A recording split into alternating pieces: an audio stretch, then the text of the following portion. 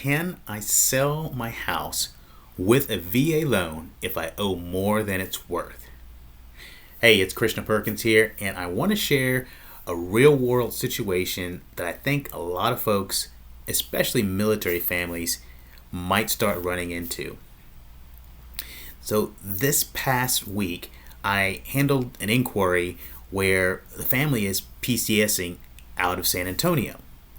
They bought their home in 2022, and unfortunately, they're finding themselves stuck.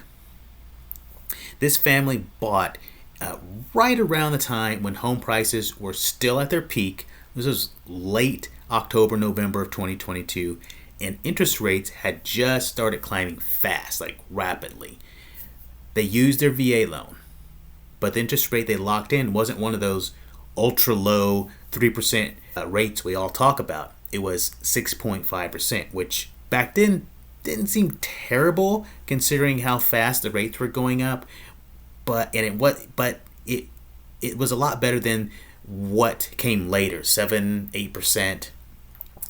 Now, fast forward to today, and they've got their PCS orders, and they need to sell. Not just want to, they have to move. The military says they got to move, and now they got to move. And so they're faced with the decision of what to do with the home.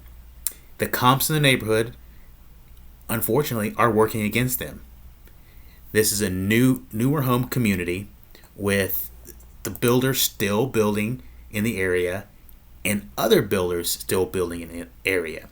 But those homes are slightly larger, and more importantly, the builder is actively cutting prices, adding major incentives to move the inventory that they have. So, what do you do against that?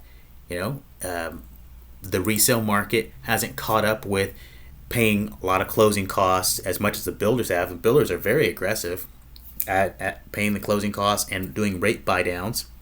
So that means if you have to sell and you're a resale seller that just purchased in the last few years, this can be very expensive and possibly push you out of the black and into the negative.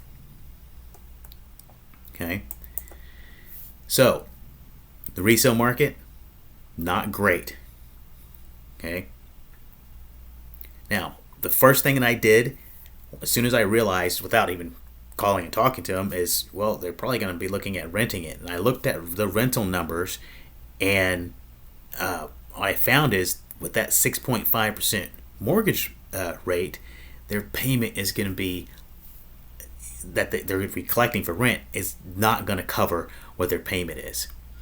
So they'd be looking at becoming long distance landlords and having to write a check every single month for a house they're not living in.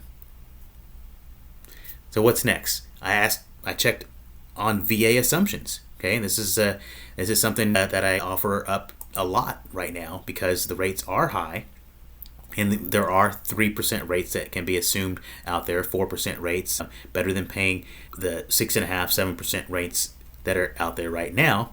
And unfortunately, that again doesn't really pencil out because the current rates that are offered are really close to that 6.5% that they have already. Okay, to make it worse, remember those builder incentives I talked about? The builder is now buying those rates down, and I mean they're buying them way down. Okay, down to 4.99 in some cases. A VA loan right now is around 5.99, at least that last I checked in the past week.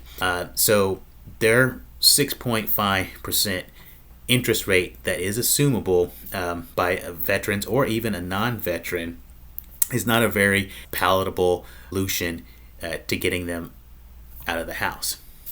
So what do we do about this situation now? The best path forward that I could find is doing a VA compromise sale. What is a VA compromise sale? In layman's terms, it is a short sale for veterans or active duty personnel. Okay? And what the major difference is between a short sale and a VA compromise sale is that you have the VA involved. Okay? When a veteran, active duty personnel or I'm sorry, active duty personnel receives PCS orders, that is an event out of their control. Okay, they cannot control that they've got PCS orders. They've got to move. So, with that being said, the VA can pay the difference in the sales price and what is owed on the property to the lender. Okay, that's part of the insurance that they have and their benefits.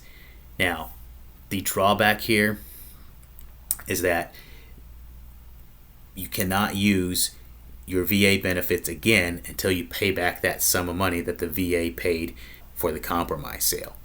It's not fun news. It's not something I enjoy giving to the homeowner as a solution, but it is quite possibly the best solution, especially when sellers looking at paying money every month for a rental long distance. Okay, so if you're a VA buyer or a homeowner who bought in the last few years and now find yourself needing to move, but you're not sure if you can sell, let's talk.